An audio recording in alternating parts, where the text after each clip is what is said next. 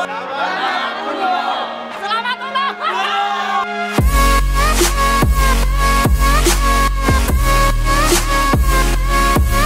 Taong walang natapos, isang buwang sahod na may pinag-aralan at 4 na taon na higit pa. 19,850 isang linggo lang. Grabe! Uno power! Salamat! 143,000 kinita ako 2 linggo. Salamat Uno! 44,000 isang linggo. Salamat Uno! Ang check ko ngayon, almost 100,000. Kulang 2 weeks. Salamat Uno! 103,700 in just 2 weeks. Salamat Uno! Grabe! 111,000 2 linggo. Salamat Uno!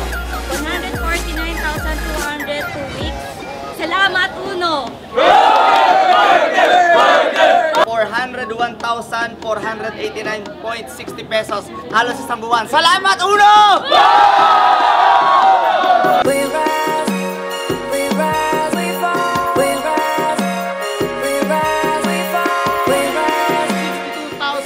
pesos.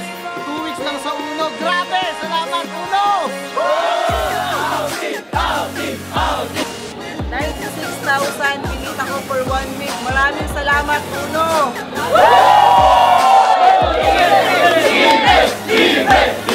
101,540. Check it ko in 2 weeks. Salamat Uno! Compare mo dating construction worker, hindi ngayon yung check ko ngayon 77,926. Yan, 3 weeks ko to sa Uno. Yan, salamat Uno. Ang check ko ngayon is 508,000. 3 weeks ko sa Uno. Salamat Uno!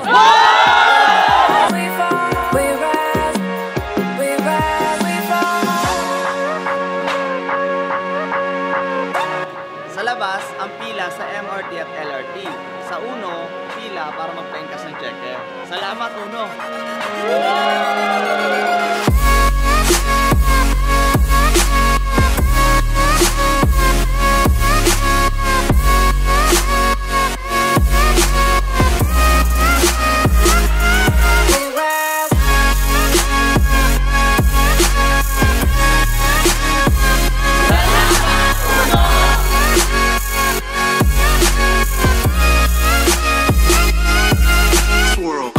Naingkas ko na yung kinita ko sa Uno, kalahating milyon.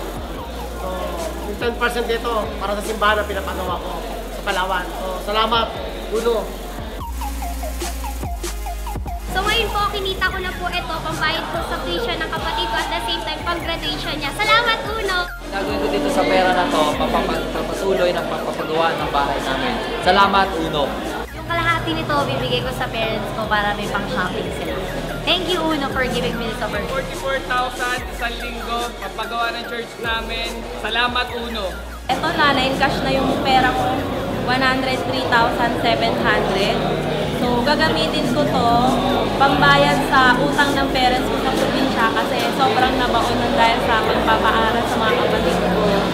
So, sobrang nagpapasalamat ako sa Uno. Thank you. Salamat Uno. Nasa 80,000, pagdagdag mapagawa ng bahay para sa mga kapatid. Maraming salamat, Uno, power, gabi. Thank you.